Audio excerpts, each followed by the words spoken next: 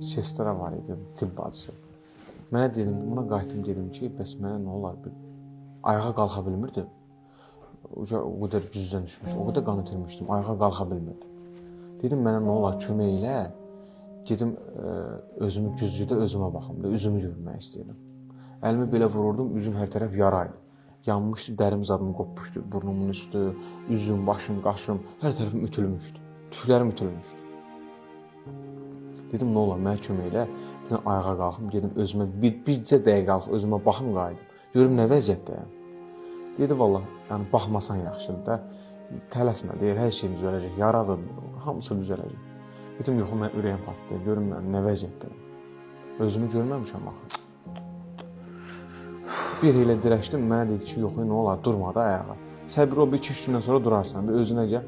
Dedim, yox, mən durmalıyam ayağa. Mənə ayağa kömək elədi, durdum. Güzgünün qabağına, indi bir gözüm onsuz görmür, sarıqlıdır bir gözüm. Əlimi qoymuşam güzgünün qarşısında, əlimi tutmuşam gözümə bu vəziyyətdə.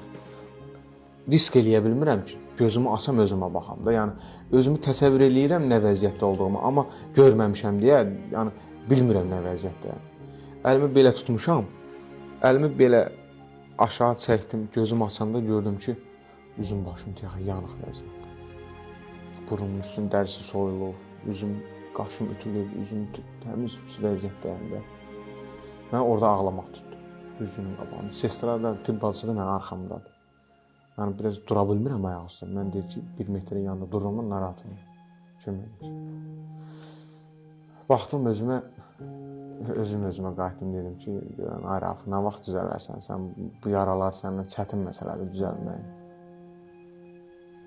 Qayıtdı, tibb bacısı dedi ki, mən sənin 1 ay vaxt verirəm.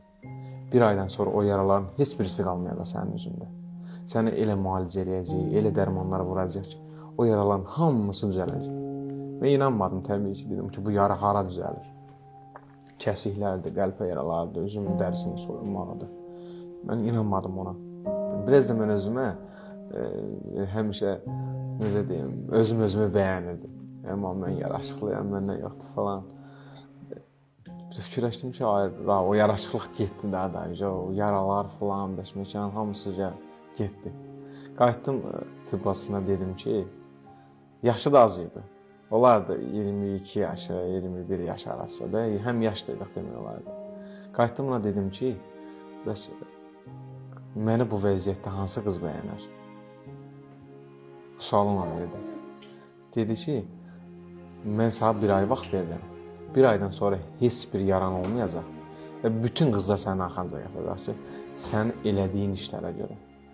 Bildim ki, mənə təsəlli verir. Yəni, mən bu vəziyyətdə dedim ki, mənə təsəlli vermə yalanlar. Niyə təsəlli verirsən ki?